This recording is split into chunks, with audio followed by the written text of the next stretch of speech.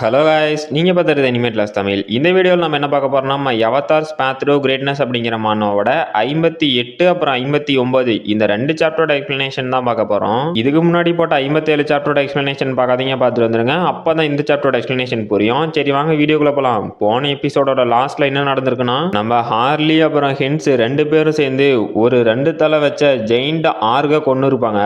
அப்புறம் ஒரு red dragon ஒன்று அங்க சமனாகி வந்திருக்கும். அதை சமாளிக்கிறதுக்கு நம்ம இம்மோர்டல் கிங் வந்திருப்பான். அப்புறம் கடைசியா நம்ம ஹார்லி அந்த டிராகனோட உடம்புக்குள்ள போய் அதோட மீட் எல்லாம் சாப்பிட ஆரம்பிச்சிருப்பான். இதோட போன எபிசோட் முடிஞ்சிருக்கும். சரி வாங்க இந்த எபிசோட்ல என்ன நடக்குதுன்னு பார்க்கலாம். இந்த எபிசோடோட ஸ்டார்டிங்லயே நம்ம ஹார்லியும் இந்த ஹெர்டஸோட இன்சைட்ல இருக்க மீட் எல்லாமே ரொம்ப டெலிஷியஸா இருக்கு. சரி நாம இன்னும் கொஞ்சம் உள்ள போய் பார்ப்போமே அப்படின்ட்டு உள்ள வந்துட்டு, என்னங்கடா இது, இங்க இருந்து அந்தாண்ட போறதுக்கு இவ்வளவு சின்ன கேப் தானா, இதுல எப்படா என்னால போக முடியும், இதுல நான் நசுங்கியே செத்து போயிருவேன் அப்படின்ட்டு ஒரு வழியா இந்தாண்ட வந்துட்டு, என்னது மறுபடியும் என்ன தடுத்து நிறுத்த பாக்குறீங்களா, என்னதான் என்னோட போன் எல்லாம் இப்ப உடையிற மாதிரி இருந்தாலும் நான் இதை இப்படியே நிறுத்த மாட்டேன் அப்படின்னு அங்க இருந்த மீட் எல்லாத்தையும் சாப்பிட்டு ஒரு வழியை கிரியேட் பண்ணிட்டான். அப்ப ஹீரோவோட ரீஜெனரேஷன் எபிலிட்டியும் அதோட லிமிட்டுக்கு போனதுனால அவனோட ரீவேலிடேஷன் அப்படிங்கிற ஸ்கில்லே இப்ப எக்ஸ்ட்ரீம் ரீவேலிடேஷன் அப்படிங்கிற புது ஸ்கில்லா எவால்வ் ஆயிருச்சு. ஹீரோவும் என்னது இந்த மீட்டை சாப்பிட்றதுனாலே எனக்கு பவர் கிடைக்குதா, சரி இப்ப என்னோட ஸ்ட்ரென்த் கொஞ்சம் கொஞ்சமா இன்க்ரீஸ் ஆகிறத என்னால நல்லாவே ஃபீல் பண்ண முடியுது அப்படின்ட்டு, அப்புறம் இந்த ரீவேலிடேஷன் அப்படிங்கிற ஸ்கில்லு, அட ஆமா இது அந்த டிராகனோட எக்ஸ்ட்ரீம் ரீஜெனரேஷன் ஸ்கில்லு தானே, அப்ப இனிமே எனக்கு காயமே ஏற்படாதா, இது வேற லெவல்டா அப்படின்ட்டு ஹீரோவும் சந்தோஷப்பட்டு இருந்தா, அதுக்கு மேல ஒரு சந்தோஷமா அவனோட ஸ்டேஞ்ச் அப்படைட் அப்படிங்கிற ஸ்கில்லே இப்ப குளுட்டோனி அப்படிங்கிற ஸ்கில்லா எவல்வ் ஆயிருச்சு. ஹீரோவும் என்னது குளுட்டோனியா, அப்புறம் இது என்னடா ஃபீலிங் அப்படின்னு உறைஞ்சு போய் நின்னுட்டு பார்த்தா அவனோட கையில டிராகன் ஸ்கேல் வருது. ஹீரோவும் ஷாக்லியே இது டெஃபினெட்லி டிராகன் ஸ்கேல் தான், அப்படின்னா நான் இப்ப இங்க இருக்க எல்லா மீட்டையும் சாப்பிட்டு இந்த டிராகனிட இருக்க மொத்த பவரையும் உருவிட்டு விட போறேன் அப்படின்னு வெறித்தனமா சாப்பிட்டுட்டு இருக்கான். அந்த ரெட் டிராகனும் ஷாக்லியே நம்ம ஹீரோ உள்ள இருக்க கறியெல்லாம் வெளுத்து வாங்குறதுல வலி தாங்க முடியாம, டேய் என்னடா பண்ற, ஒழுங்கா என்னை விட்டு வெளியே வாடா அப்படின்னு வாயை திறந்து வாடா வெளியே வாடா அப்படின்னு கத்திக்கிட்டு இருக்குது. நம்ம ஹேண்ட்ஸும் ரெட் டிராகனே நீங்க அவ்வளவு ஈஸியா தப்பிச்சு போயிடலாமா அப்படின்னு மறுபடியும் அவனோட போன் டிராகனை வச்சு அதை கடிக்க வைக்கிறான். நம்ம ஹென்ஸும் என்னது குளுட்டோனி ஸ்கில்லா, பரவாயில்லாண்டா ஹார்லி, உன்னால இப்ப இந்த டிராகனோட பிளட்டும் பியூரா மாறிடுச்சு, உனக்கு ரொம்பவே தேங்க்ஸ்ரா அப்படின்னு இவனும் ஒரு சைடு வெறித்தனமா அந்த பிளட் அப்சர்வ் பண்ணிட்டு இருக்கான். இதனால அவனோட பிளட் லைனான பியூர் பிளட் அப்படிங்கிற ஸ்கில் வந்து இப்ப அட்வான்ஸ் லெவலுக்கு போயிருச்சு. அப்ப நம்ம ஹென்ஸும் ஆஹா இந்த பவர் என்னோட உடம்புல ஃப்ளோ ஆகிறதுனால என்னோட உடம்பு ரொம்ப ஸ்ட்ராங்கா ஃபீல் ஆகுது, அப்புறம் என்னோட பவர்ஃபுல்லான ஆப்பனண்ட்டுங்க இருந்தானுங்கன்னா இந்த பிளட்டை வச்சு அவனுங்களை ஈஸியா முடிச்சிருவோம் அப்படின்ட்டு, அப்படி அங்க என்னடா இருக்கு அப்படின்னு ஷாக் ஆகுறான். நம்ம ஹார்லியும் நான் கண்டுபிடிச்சிட்டேன், இந்த ஹெர்டஸோட ஹார்ட் இங்க தான் இருக்கு அப்படிங்கிறான். ஹென்ஸும் ஓ அப்படியா, அப்ப இது செக்மேட் தானே அப்படின்னு சிரிக்கிறான். நம்ம ஹார்லியும் இந்த அல்டிமேட் மானா ஸ்டோன் அதுதான் இந்த டிராகனோட ஹார்ட் அப்படின்ட்டு அந்த டிராகன் ஹார்ட்ல இருக்க மானா ஸ்டோன் எடுத்து சாப்பிட்றான். ஹீரோ அந்த மானா ஸ்டோன் எடுத்ததுனால வழியில அந்த டிராகனும் கதறிக்கிட்டே அங்க செத்து போச்சு.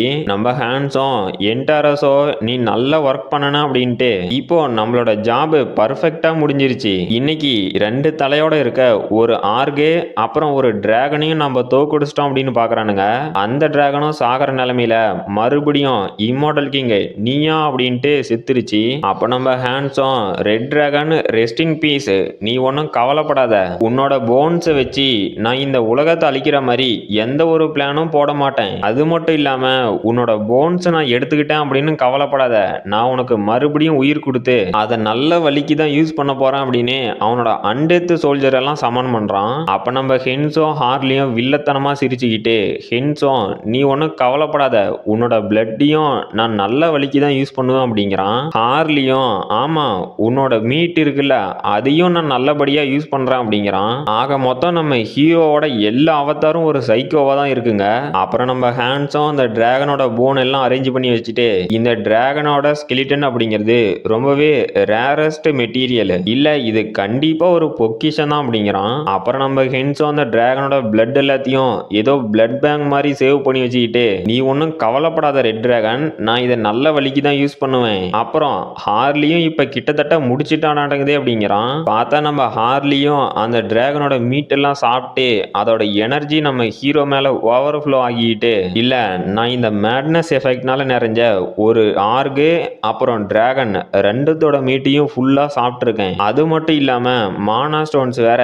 என்னால இந்த பவரை இப்ப கண்ட்ரோல் பண்ண முடியல. இப்ப எனக்கு இருக்க ஒரே வழி இந்த டிராகன் ஹார்ட்டை நான் யூஸ் பண்றது தான். சரி இதையும் தான் ட்ரை பண்ணி பார்த்துருமே அப்படின்ட்டு நம்ம ஹீரோவோட பவர் எல்லாம் அந்த டிராகனோட ஹார்ட்ல சேவ் பண்ணி வச்சிருக்கான். இப்ப நம்ம ஹீரோவும் ஒரு டிராகனாய்டு ஹைபிரிடா மாறிட்டான். அப்புறம் அது மட்டும் இல்லாம ஸ்பெஷல் ஸ்கில்லா அந்த கேலோஸ் டிராகனோட ஹார்ட் ஸ்கில்லும் கிடைச்சிருக்கு. ஹீரோவும் இந்த ஃபீலிங் இது வேற லெவல்ல இருக்கு.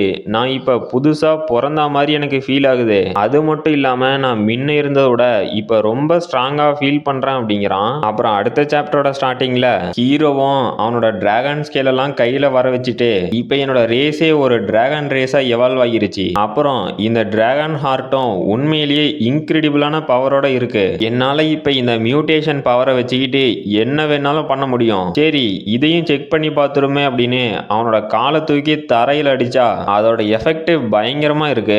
இதுல ஹீரோவே ஷாக் ஆயிட்டு என்னது இந்த அளவுக்கான பவரா, இதை மட்டும் நான் கண்ட்ரோல் பண்ண கத்துக்கல அப்படின்னா இதனால எனக்கு பெரிய பிரச்சனை வரும். நான் என்னோட ஃப்ரெண்ட்ஸை மீட் பண்றதுக்கு முன்னாடி இந்த பவரை ஹேண்டில் பண்றதுக்கு முதல்ல பிராக்டிஸ் பண்ணணும் அப்படின்ட்டு.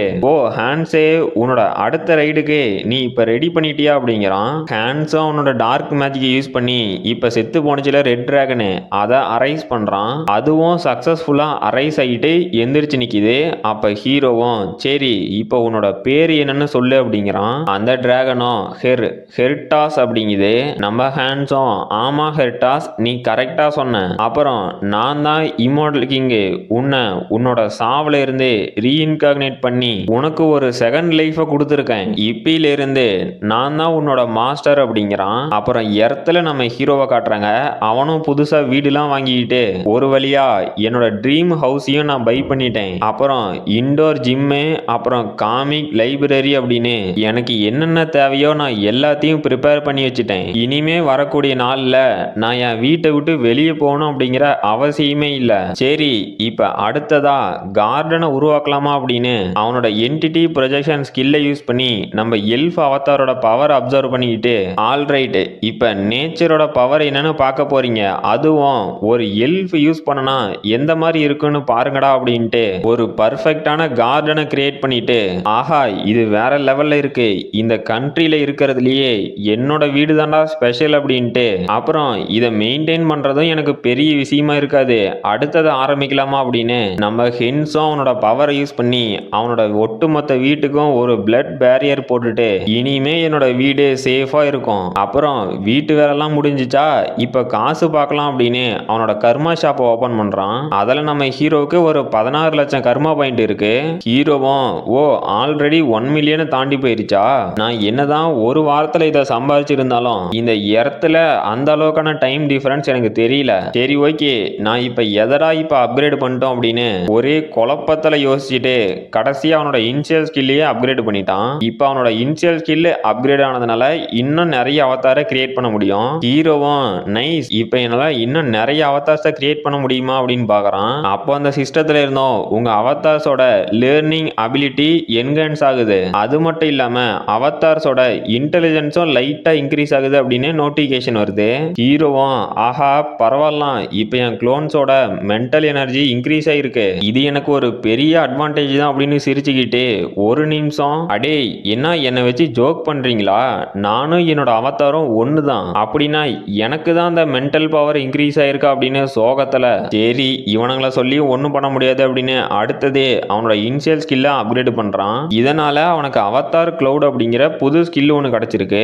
இந்த அவதார் கிளவுட் ஸ்கில்லோட பவர் என்னன்னா ஒரு சப்ஸ்பேஸ் மூலியமா ஒரு அவதார் கிட்ட இருக்க பொருளை இன்னொரு அவதார்னால எடுத்துக்க முடியும். ஹீரோவும் சந்தோஷத்துல ஷாக் ஆயிட்டு என்னது ஒரு ஐட்டத்தை சப்ஸ்பேஸ் மூலியமா சென்ட் பண்ண முடியுமா அப்படின்னா நம்மளால இதை அதர் டைமென்ஷன்ல இருந்து கூட இங்க சென்ட் பண்ண முடியும். இது வேற லெவல்ல இருக்கு அப்படின்னு பாக்குறான். நம்ம ஹென்ஸும் சரி டைம் வேஸ்ட் பண்ண வேண்டாம் இப்ப இதை வச்சு டெஸ்ட் பண்ணலாம் அப்படின்னு நம்ம டுவார்ஃபோட எலின் அப்படிங்கிற கோடாரி எடுத்து அந்த அவதார் கிளவுட்ல அந்த கோடாரியை வைக்கிறான். இதனால நம்ம ஹீரோவோட அவதார் வச்ச அந்த கோடாரிய நம்ம ஒரிஜினல் ஹீரோனாலையும் அவனோட சிஸ்டத்தை ஓபன் பண்ணி அந்த ஐட்டத்தை எடுத்துக்கலாம். அப்ப ஹென்ஸும் ஆஹா இது எக்ஸலண்டா இருக்கு.